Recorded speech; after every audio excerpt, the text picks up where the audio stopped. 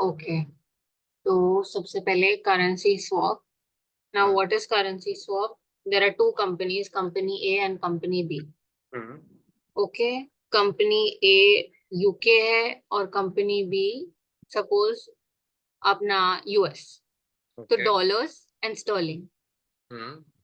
Okay, अब company A जो है वो खुद के कंट्री में खुद के पैसे में बोरो करेगी, हम्म. एंड जो कंपनी बी है वो खुद के कंट्री में खुद के पैसे में बोरो करेगी.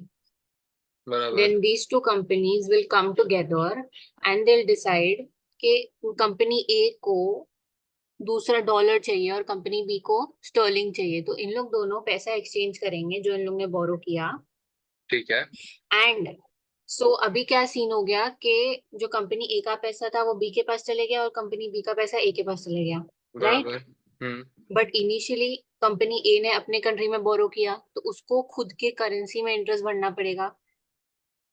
किया तो ठीक है. ओके. ठीक है, खुद के कंट्री में बोरो किया तो खुद करेंसी बोरो करना, तो उसको इंटरेस्ट पेमेंट खुद के इसमें करना पड़ेगा.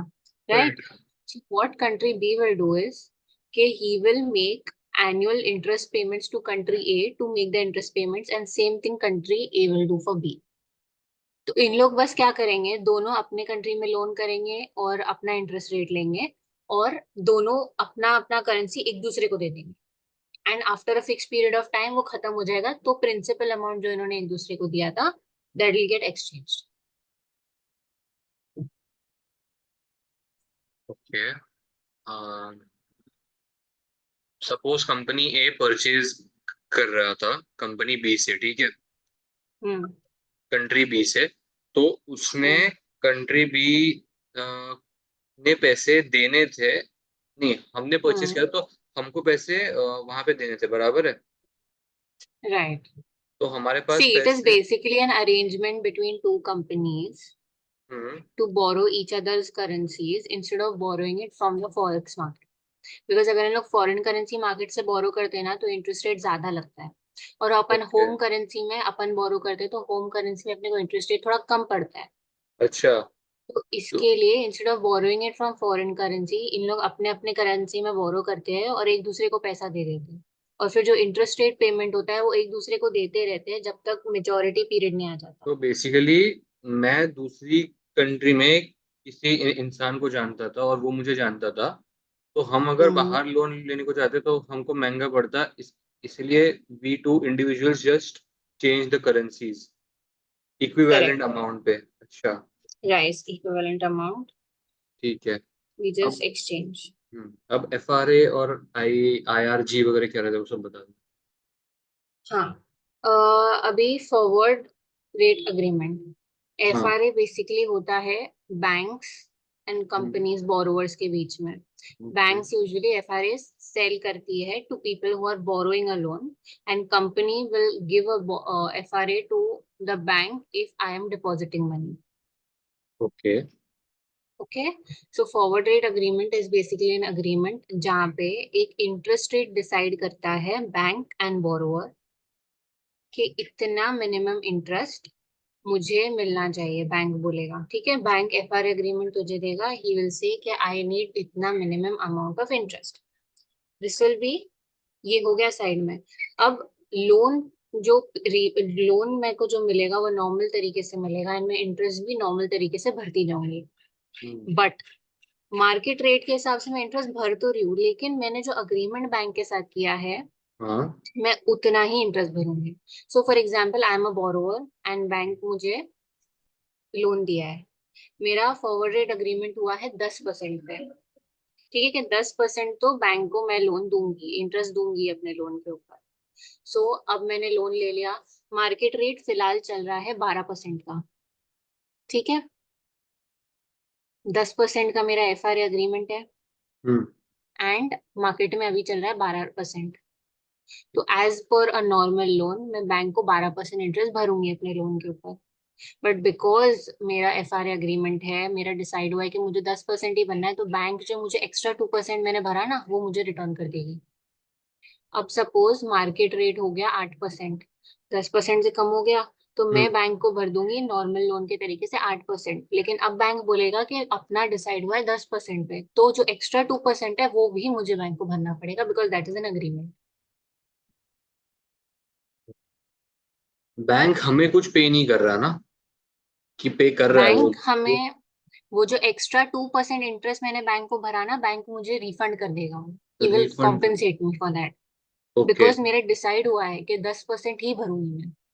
अग्रीमेंट में लिखा है कि कुछ भी तो मार्केट में बेसिकली कुछ भी हम रेट चले। 10% ही दे रहे हैं, बस वो 2% का इफेक्ट हम ये बता रहे हैं कि बैंक हमें ने हम्म। नहीं पे किया, हम पे एक्चुअली 10% ही कर रहे हैं।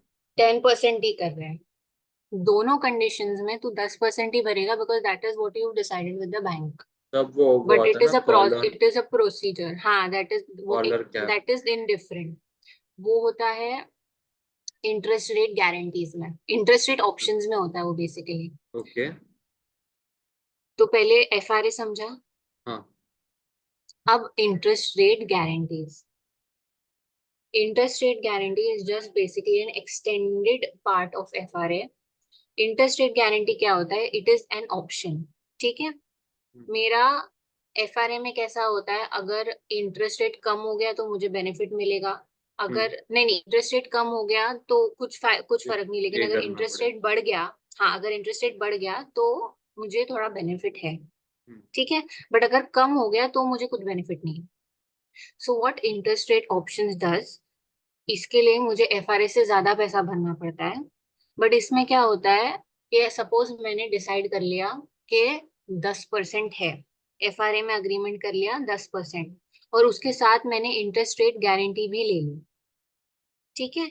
तो अब अगर मार्केट रेट 8% चल रहा है, तो मैं 8% भरूंगी, एंड जो 2% एक्स्ट्रा है ना वो मुझे बैंक को नहीं भरना पड़ेगा, because I have an interest rate guarantee option.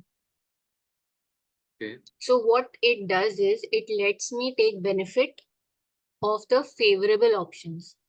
और अगर सपोज मार्केट रेट 12% हो गया, लेकिन मेरा एफआरए में अग्रीमेंट है दस 10% परसेंट का, का सो बैंक मुझे वापस से 2% जो है ना, बैंक मुझे रीपे कर देगा, वो मुझे बेनिफिट होगी। So okay. IRG let's me take the benefit of favourable moment, and it allows me कि जो मेरे लिए अनफेवरेबल है वो मैं नहीं लूँ। So it is basically an option.